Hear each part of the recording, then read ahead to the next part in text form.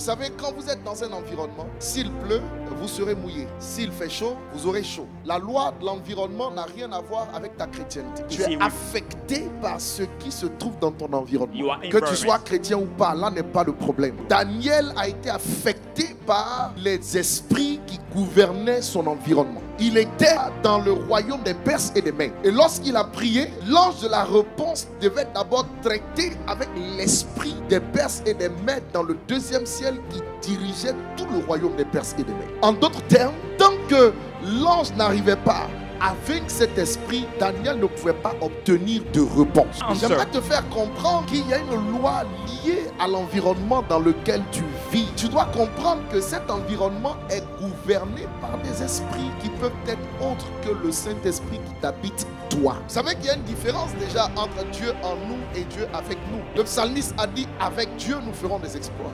Le Dieu avec nous, c'est Emmanuel, c'est Jésus-Christ. Il est à la droite de Dieu le Père, il est au ciel. Le Dieu en nous, c'est le Saint-Esprit. Celui qu'on appelle Emmanuel, ce n'est pas le Saint-Esprit, c'est Jésus.